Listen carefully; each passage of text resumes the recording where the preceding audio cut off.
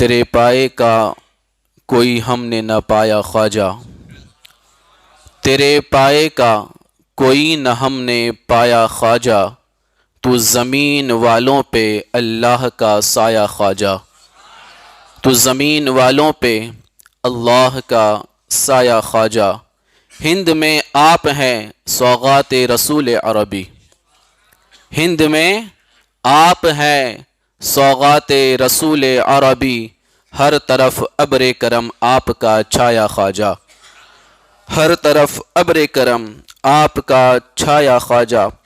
پیارے آقا صلی اللہ تعالیٰ علیہ وسلم کے پیارے دیوانوں، حضور عطا رسول ہند الولی حضور غریب نواز علیہ رحمہ، جن کا احسان ہم سب پر ہیں، ہماری نسلوں پر ہے، ہمارے آباء و اجداد پر ہے، اور یقیناً وہ قوم کامیاب ہوتی ہے جو اپنے محسنوں کو یاد کرتی ہے اور ان کا ذکر کرتی ہے۔ پیارے آقا صلی اللہ تعالیٰ علیہ وسلم کے پیارے دیوانوں، مختصر ان کی حیات طیبہ کے کچھ پہلو آپ حضرات کے میں گوش گزار کروں۔ حضور غریب نواز علیہ رحمہ جو تقریباً 537 ہجری کے اندر اور ایک روایت میں 533 ہجری میں آپ دنیا میں تشریف لائے، آپ کی پیدائش ہے، یہ خراسان کے قریب جو علاقہ ہے جس کو سیستان بھی کہتے ہیں اور سجستان بھی کہا گیا ہے، وہاں آپ کی پیدائش ہے۔ آپ کا جو بچپن ہے وہ آپ نے اپنے والد ماجد کی شفقت اور آپ کے مشفقانہ کرم کے تحت ہی گزارا، اور آپ نے شروعاتی تعلیم آپ نے اپنے والد صاحب سے حاصل کی۔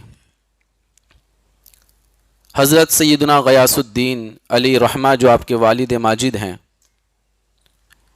مصطفیٰ کریم کے دیوانوں، آپ والد کی طرف سے حسینی سید ہیں اور والدہ کی طرف سے حسنی سید ہیں۔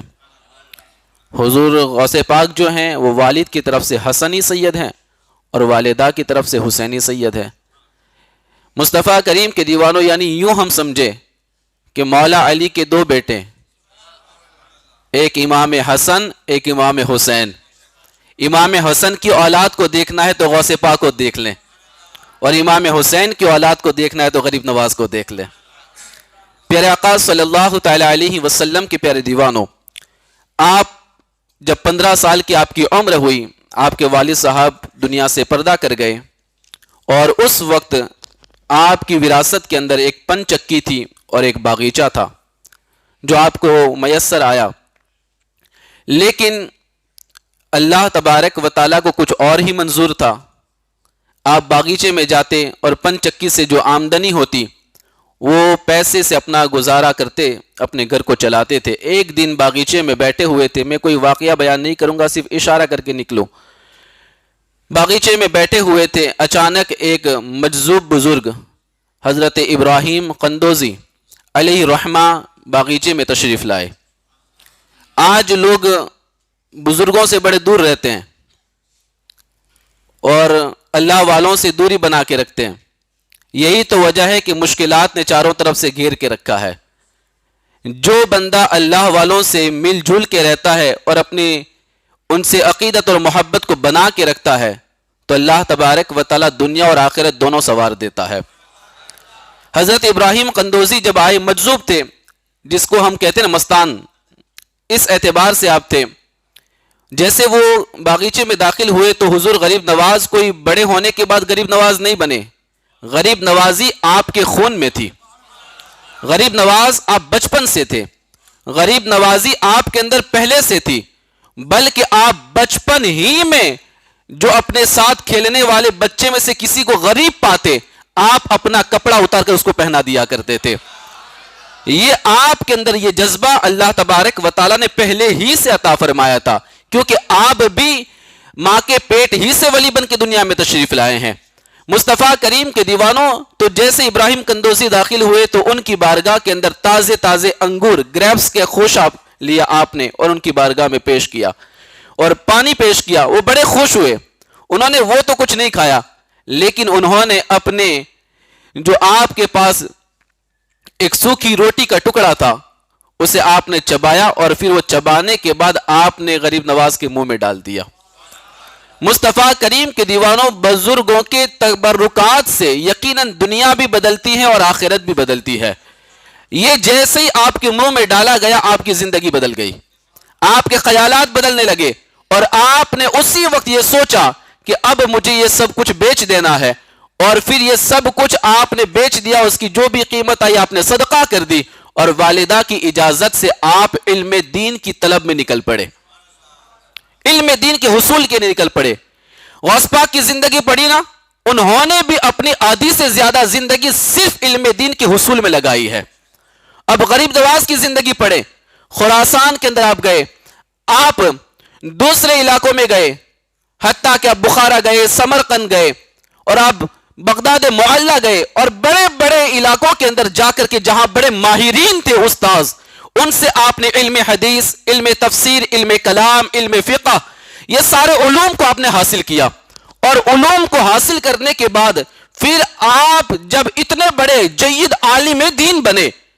غریب نواز کوئی معمولی ذات ہے جس نے مدینہ منورہ کے اندر مسجد نبوی میں بیٹھ کر کے حضور کی حدیثوں کا درس دیا ہے، جس نے مسجد نبوی میں بیٹھ کے قرآن کی تفسیر بیان فرمائی ہے. اتنے زبردست عالم دین بنے آپ. مصطفیٰ کریم کے دیوانوں، جب آپ نے علم شریعت کو حاصل کیا تو پھر آپ کا دل، آپ کا خیال اب معرفت کی طرف لگا. آپ یہ چاہتے ہیں کہ میں طریقت کی طرف جاؤں اور مجھے کوئی میرا روحانی کوئی پیشوا مجھے مل جائے جو مجھے اللہ تک پہنچا دے، جو مجھے اللہ تک پہنچا دے. مصطفیٰ کریم کے دیوانوں، پیری اور مریدی یہ ہماری زندگی کا ایک بہترین پہلو ہے. جو ہم مرید بنتے ہیں اس کے پیچھے ایک بہت بڑا مقصد ہوتا ہے، لیکن یہ الگ بات ہے کہ آج لوگوں نے اس کو سمجھا ہی نہیں ہے اور بس ایک رسم سمجھ کے اس کو اپنا لیا ہے. مصطفیٰ کریم کے دیوانوں، مرید بنا کیوں جاتا ہے؟ مرید بننے کی سب سے پہلی وجہ یہ ہوتی ہے کہ جب بندہ یہ چاہے کہ میں اللہ کا قرب حاصل کروں، اللہ کی بارگاہ سے قریب ہو جاؤں، اللہ کی معرفت حاصل کروں، تو پھر بندہ ایسے مرشد کی تلاش میں ہوتا ہے جو اس کا ہاتھ تھام لے تو پھر اسے رب تک پہنچا دیتا ہے، اسے مولا کی معرفت عطا کر دیتا ہے. مصطفیٰ کریم کے دیوانوں، پھر آپ نے جب مرشد کی تلاش کی تو آپ کو پھر مرشد ملے ہارون کی سرزمین پر، جن کو پوری دنیا خواجہ عثمان ہارونی کے نام سے یاد کرتی ہے. اکثر لوگ ہارونی کہتے ہیں لیکن اصل وہ علاقے کا نام ہے ہارون، جہاں سے آپ کا تعلق تھا، اس لیے آپ کو ہارونی کہا گیا. مصطفیٰ کریم کے دیوانوں، جیسے ہی خواجہ عثمان ہارونی کی بارگاہ میں آپ پہنچے نا، عصر کی نماز کے بعد کا وقت تھا، محفل لگی ہوئی تھی، حضور غریب نواز اندر داخل ہوئے، پہلی مرتبہ ان کا دیدار ہوا ہے اور غریب نواز کو بھی پہلی بار آپ نے دیکھا ہے آپ کے مرشد نے. جیسے آپ داخل ہوئے مسجد کے اندر تو کیا دیکھتے ہیں کہ پیر و مرشد آپ کو دیکھ کے مسکراتے ہیں اور کہتے ہیں کہ بیٹا حسن آؤ، میں تمہارا انتظار کر رہا تھا. مصطفیٰ کریم کے دیوانوں، تو کہا کہ آپ مجھے جانتے ہیں؟ میں تو پہلی دفعہ آپ سے ملاقات کرتا ہوں، میں تو کبھی آپ سے نہیں ملا اور میں نے کبھی آپ کو نہیں دیکھا. کہا کہ ہندوستان کے بادشاہ کو کون نہیں جانتا ہے. مصطفیٰ کریم کے دیوانوں، ابھی بڑے تو نہیں تھے نا، ابھی تو آنا باقی تھا، لیکن جو مرشد تھے انہیں پتا تھا کہ میری تربیت کے اندر اور میری ارادت کے اندر، میری مریدی کے اندر ایک ایسا بندہ آنے والا ہے جس کو مولا تبارک و تعالی ہندوستان کی سلطنت عطا فرمانے والا ہے. مصطفیٰ کریم کے دیوانوں، وہ گئے اور پھر جب ان کی بارگاہ میں حاضری دی تو بہت بڑا مرید بنانے کے لیے جو پروسیس تھا نا وہ پورا کیا. یہ نہیں تھا کہ ایک ہار لے کے آؤ اور 500 گرام مٹھائی لے کے آ جاؤ اور لاؤ مرید بنا دیتے، یہ والا معاملہ نہیں.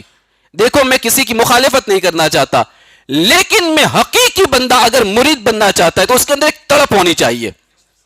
کیا ہونی چاہیے؟ تڑپ. ایک اس کے اندر کیفیت ہونی چاہیے کہ مجھے رب کا ہو کے رہنا ہے, مجھے رب کی معرفت حاصل کر دی ہے. مصطفیٰ کریم کے دیوانوں, وہ تڑپ تھی ان کے اندر, وہ کیفیت تھی ان کے اندر. تو جیسے ہی آپ اپنے مرشد کی بارگاہ میں پہنچے تو پھر کہا کہ ٹھیک ہے 2 رکعت نفل نماز ادا کریں. یہ کسے کہا جا رہا ہے؟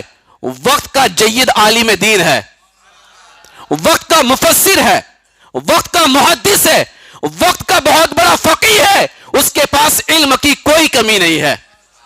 مصطفیٰ کریم کے دیوانوں 2 رکعت نفل پڑھوائی, کہا کہ ٹھیک ہے اب قبلہ رخ ہو جاؤ اور آپ 1 مرتبہ سورہ بقرہ پڑھ لو. سورہ بقرہ پڑھوائی. سورہ بقرہ پڑھانے کے بعد 21 مرتبہ درود مقدس پڑھوایا, اور اس کے بعد بہت سارے ورد و وظائف تھے وہ سارے ادا کروائے. پھر کہا کہ ٹھیک ہے اب آؤ ہم تمہیں مرید بناتے ہیں, بلند آواز سے, اب آئیے آپ کو مرید بنایا جاتا ہے. مصطفیٰ کریم کے دیوانوں, اس دور میں بہت بڑے محدث اور مفسر کو بھی مرید بننا ہوتا تو ان سارے پروسیس کو ادا کرنا ہوتا, تب جا کے مرید بنا جاتا تھا. اور وہ ایسا مرید بناتے تھے کہ صرف ہاتھ پکڑ کے چھوڑ نہیں دیتے تھے, وہ مولا تک پہنچا دیا کرتے تھے, وہ رب کی معرفت دلا دیا کرتے تھے. مصطفیٰ کریم کے دیوانوں, پھر آپ نے یہ سب کچھ پڑھ لیا اور بارگاہ مرشد میں آئے, آپ کو مرید بنا لیا گیا, اور پھر آپ کے سر کے اوپر 4 تر کی ٹوپی رکھی. آج بہت شوق ہے نا ہم سب کو چشتی ہونے کا نعرہ لگانے کا, چشتی ٹوپی پہن لینا, چشتی پٹا ڈال دینا. مصطفیٰ کریم کے دیوانوں, کبھی اس کو سمجھو کہ یہ ہے کیا. میں آج سمجھا رہا ہوں آپ کو, بلند آواز سے کہیں نا. یقیناً ہم حسینی بھی ہیں, ہم قادری بھی ہیں, ہم چشتی بھی ہیں, ہم اشرفی بھی ہیں, ہم سب کچھ ہیں, اس لیے کہ جس ولی سے محبت کرو گے وہ سارے فیض آپ کو ملنے والے ہیں. لیکن مصطفیٰ کریم کے دیوانوں, صرف اپنی دکان پہ KGL لکھ دینے سے کوئی غریب نواز کا دیوانہ نہیں بن جاتا, اپنی گاڑی پہ KGL لکھ دینے سے کوئی غریب نواز کا دیوانہ نہیں بن جاتا, صرف خواجہ والے لگا دینے سے کوئی غریب نواز کا دیوانہ نہیں بن جاتا.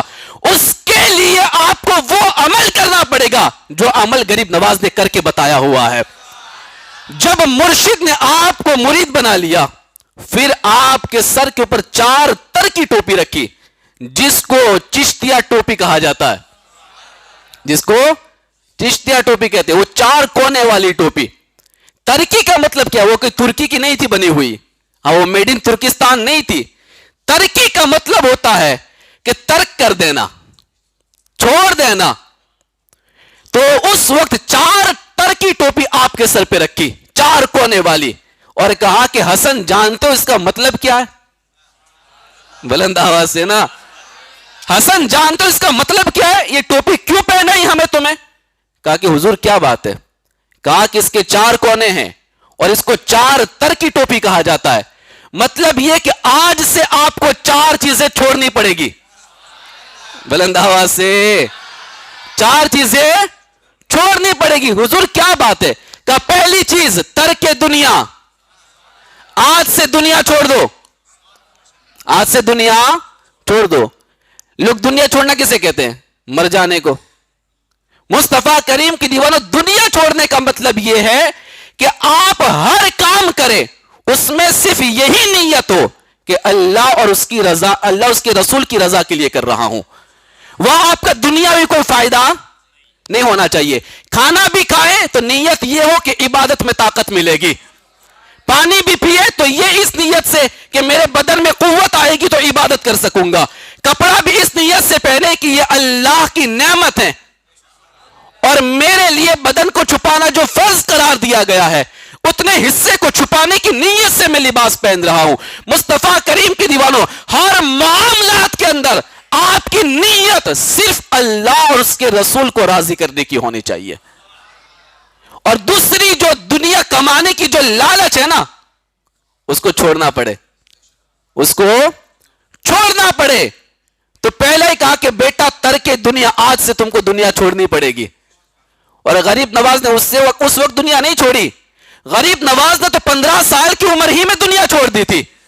جنہوں نے باغ بھی صدقہ کر دیا, پنچکی بھی صدقہ کر دی، سب کچھ راہ خدا میں لٹا کر کے وہ علم دین کے حصول میں لیے نکل پڑے تھے، لیکن یہ مرشد اپنے مرید کو سمجھانے کے لیے کہہ رہے ہیں تاکہ آج کے مریدوں کو بھی ذرا سمجھ میں آ جائے، بلند آواز سے آج کے چشتیوں کو بھی ذرا سمجھ میں آ جائے کہ صرف KGL لکھ دینے سے کوئی چشتی نہیں بنتا، جو دنیا چھوڑ دے اسے سچا چشتی کہا جاتا ہے، اسے سچا چشتی کہا جاتا ہے، دنیا سے نفرت پیدا کرے۔ اب یہ نہیں کہ جمعہ کے دن دکان کا سٹل بھی نہ گرائے، ہاں، اور پھر دکان پہ KGL لکھ کے بیٹھے ہیں۔ مصطفیٰ کریم کے دیوانوں، رکشہ پہ KGL لکھا ہوا ہے اور پورا دن اس کی رکشہ کے اندر کفریہ گانے بجائے جا رہے ہیں۔ یہ کیا حالات ہیں ہمارے؟ مصطفیٰ کریم کے دیوانوں، یہ ہے چشتی ہونے کا اصل مقصد کہ بندہ ترک دنیا کا اپنے اندر جذبہ پیدا کرے کہ میں دنیا میں صرف جیتا ہوں تو اللہ اس کی رسول کی رضا کی خاطر جیتا ہوں۔ یہی ہمارا مقصد ہونا چاہیے۔ جو دوستوں کے لیے نماز چھوڑ دے وہ کبھی چشتی نہیں ہو سکتا۔ ہاں، مصطفیٰ کریم کے دیوانوں، یہ باتیں یقیناً کڑوی ہے لیکن یہ حقیقت میں سچے چشتی کی پہچان ہے۔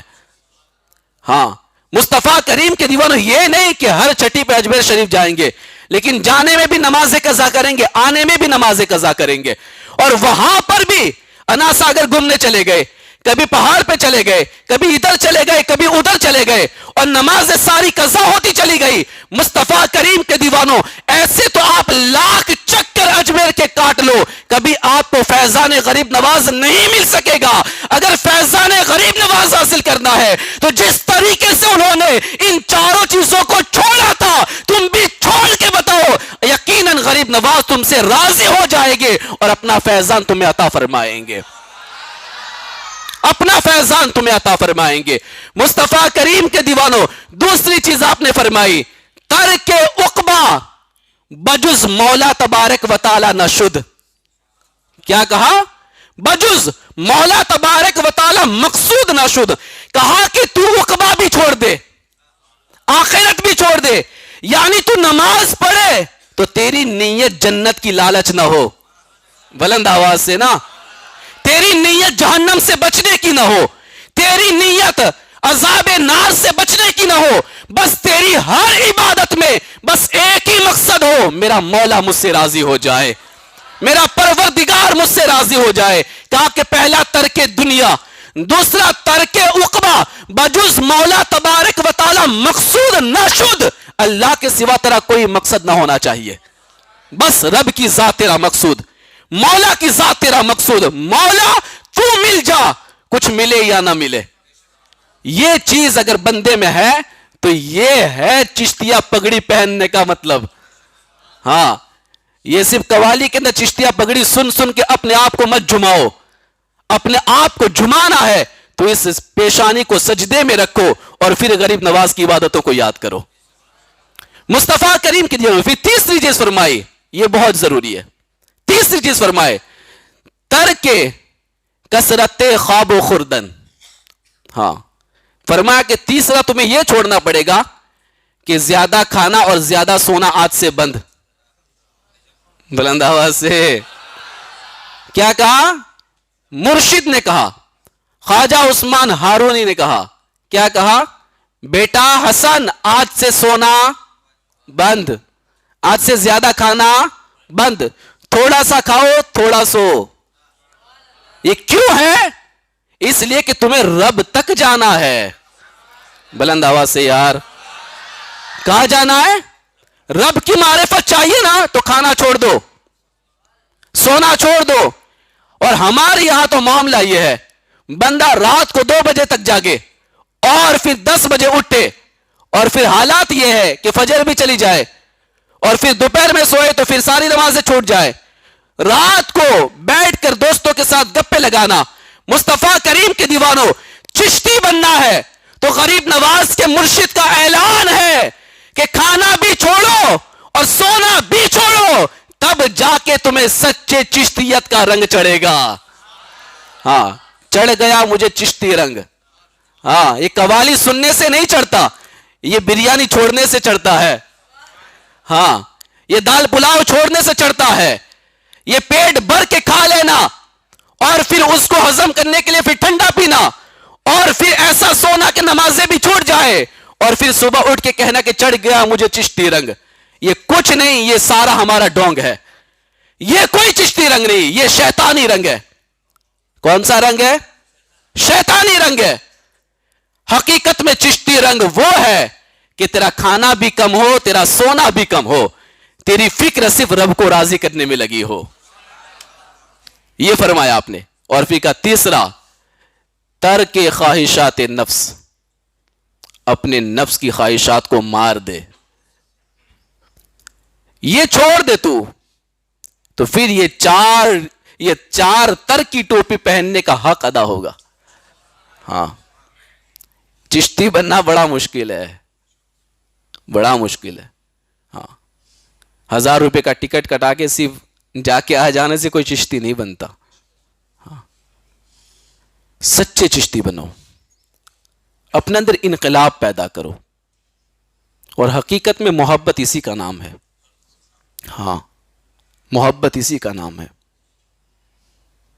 مصطفیٰ کریم کے دیوانوں، ایک باپ کے 2 بیٹے، ایک وہ ہے جو ہمیشہ اپنی باپ کی خدمت کرتا ہے، اس کو کبھی اف تک نہیں ہونے دیتا، جو چاہیے فوراً بارگاہ میں حاضر کر دیتا ہے، ہر ضرورت کو پوری کر دیتا ہے. لیکن یہ نہیں کہتا کہ میں باپ سے بڑی محبت کرتا ہوں، نہیں، وہ ڈنڈورا نہیں پیٹتا، کچھ نہیں کہتا کسی کو. لیکن دنیا دیکھتی ہے، دنیا دیکھتی ہے. اور دوسرا باپ کا ایک بیٹا وہ ہے جو رہتا بڑا دور ہے باپ سے، اور لوگوں سے کہتا رہتا ہے کہ میں باپ سے بہت محبت کرتا ہوں، بڑا پیار کرتا ہوں. لیکن کبھی باپ اس کے پاس کچھ مانگ لے نا تو جھڑک دیتا ہے، اس کی ایک نہیں سنتا، اس کی کسی چیز میں کبھی مدد نہیں کرتا، کبھی باپ کی خدمت نہیں کرتا. تو آپ کس کو حقیقی بیٹا کہیں گے اور سچا محبت کرنے والا کہیں گے؟ وہ جو کبھی اعلان نہیں کرتا محبت کا، لیکن وہ چپ کے خدمت کیے جا رہا ہے، اپنا حق ادا کیے جا رہا ہے. وہ سچا محبت کرنے والا بیٹا. اور اگرچہ وہ ڈنڈورا پیٹے کہ میں باپ سے بڑا پیار کرتا ہوں، میرے باپ سے مجھے بہت محبت ہے، لیکن وہ کبھی خدمت کے لیے آگے نہیں بڑھتا. لوگ جانتے کہ یہ صرف بولتا ہے، کرتا کچھ نہیں ہے. آج ہمارے یہاں بھی اسی طرح کے لوگوں کی کمی نہیں ہے. کہنے والے تو آپ کو لاکھوں ملیں گے کہ ہم چشتی ہیں، لیکن عمل دیکھیں، عمل دیکھیں. جمعہ تک نہیں پڑھی جا رہی، نمازوں پہ نمازیں چھوڑی جا رہی، قرآن تو رمضان سے رمضان شریف پڑھا جاتا ہے، روزوں کی بھی کوئی اہمیت نہیں، شریعت سے دور دور تک کوئی رشتہ نہیں، کوئی لگاؤ نہیں. اور کیا کہا جا رہا ہے؟ ہم چشتی ہیں. اور ایک وہ ہے جو کبھی نہیں کہتا کہ میں چشتی ہوں، لیکن ہاں، اس کا ہر عمل ایسا ہے جس کو دیکھنے سے غریب نواز کی یاد تازہ ہو جاتی ہے، جس کا ہر کردار ایسا ہے کہ اس کے کردار میں غریب نواز کے کردار کی جھلک نظر آتی ہے. یقین جانے جو بغیر بولے عمل کرتا ہے نا، وہی سچا چشتی ہے، یہی سچا چشتی ہے. مصطفیٰ کریم کے دیوانوں، ہم کسی کے دل کے تار چھیڑنا نہیں چاہتے یا کسی کا دل توڑنا نہیں چاہتے، لیکن بل ہم تو آپ کو یہ کہنا چاہتے ہیں کہ مسلمانوں، اگر کوئی بھی کام کرنا ہے نا تو سچے دل سے کیا جائے. محبت بھی غریب نواز سے کی جائے تو سچے دل سے کی جائے، اور ایسی محبت کی جائے کہ قیامت کے دن غریب نواز دیکھے تو خوش ہو جائیں کہ یہ میرا غلام آ رہا ہے، میرا چاہنے والا آ رہا ہے. اور میرا آقا فرماتے ہیں قیامت کے دن سب لوگ اپنے اپنے اماموں کے سائے میں کھڑے رہیں گے، اپنے اپنے اماموں کے سائے میں کھڑے رہیں گے. یعنی وہ علاقے کے جو بھی بڑے ولی ہوں گے، اس کے سائے کے اندر سارے قیامت کے دن میدان محشر میں پیش کیے جائیں گے. ہندوستانی مسلمان جب قیامت کے دن آئیں گے تو ہمارا رہبر غریب نواز رہیں گے، ہمارے لیڈر غریب نواز رہیں گے، ہم ان کے پیچھے پیچھے میدان محشر میں جائیں گے. مصطفیٰ کریم کے دیوانوں، اگر محشر میں اس شان سے جانا چاہتے ہو کہ غریب نواز کہے تو میرا لاڈلا ہے، تو میرا چہیتا ہے، تو میرا سچا غلام ہے، مصطفیٰ کریم کے دیوانوں، تو پھر ان سے سچی محبت کرنے کا حق ادا کر دو. سچی محبت کرو ان سے, سچا پیار کرو ان سے. مصطفیٰ کریم کے دیوانوں, یہی چیز ہمارے اندر بہت ضروری ہے. اور آخری بات جو میں آپ کو سنانے جا رہا ہوں, حضور غریب نواز رحمت اللہ تعالی علیہ, آپ دیکھیں یہ سیر الاولیاء کے اندر یہ بات موجود ہے کہ خواجہ نظام الدین اولیاء فرماتے ہیں کہ مرید کی دو قسمیں ہوتی ہیں. مرید کی, یہ کون کہہ رہا ہے؟ نظام الدین اولیاء. یہ کون ہے جانتے ہیں؟ غریب نواز کے خلیفہ بختیار کاکی, بختیار کاکی کے خلیفہ بابا فرید الدین گنج شکر, اور بابا فرید کے خلیفہ نظام الدین اولیاء. یہ نظام الدین اولیاء کہتے ہیں کہ مرید کی دو قسمیں ہیں, ایک رسمی ایک حقیقی. رسمی اور حقیقی. فرماتے رسمی مرید وہ ہے کہ پیر اور مرشد نصیحت و تلقین فرماتے ہیں تو وہ شخص دیکھے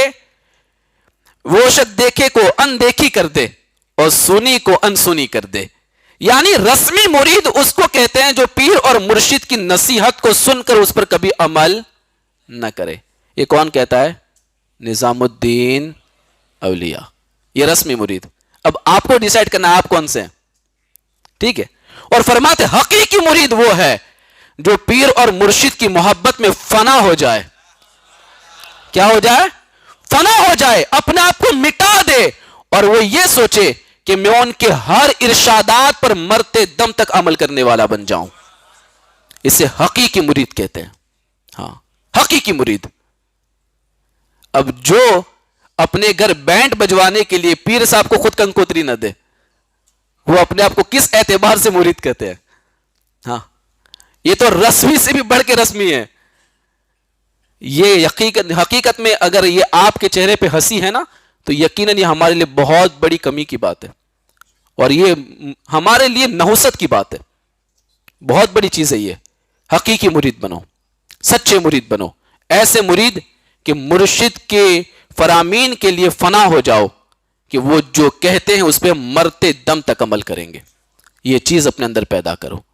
یقیناً یہ چھٹی شریف آ رہی ہے نا, تو غریب نواز کو اپنے ذہنوں میں بسا کر کے, روحانیت کا تعلق ان سے مضبوط کر کے, دل سے دل قریب کر کے, یہ سچے دل سے عہد کرو کہ حضور غریب نواز آج تک تو جو زندگی گزاری, لیکن اس بار میں سچے دل سے یہ وعدہ کرتا ہوں کہ انشاءاللہ جو وعدہ آپ نے اپنے مرشد سے کیا تھا, انشاءاللہ میں وہی وعدہ آپ سے کر کے میں بھی آپ کے فرامین کے مطابق زندگی گزارنے کی کوشش کروں گا. اس کے لیے آپ کو سب سے پہلا جو قدم بڑھانا ہے وہ آپ کو نمازوں کی پابندی کی طرف آنا پڑے گا, عبادتوں کی طرف آنا پڑے گا. تب جا کے سچی مریدی کا حق ادا ہوگا اور سچی محبت کا حق ادا ہوگا. اللہ سے دعا کریں اللہ تبارک و تعالی ہم سب کو اس پر عمل کی توفیق عطا فرمائے.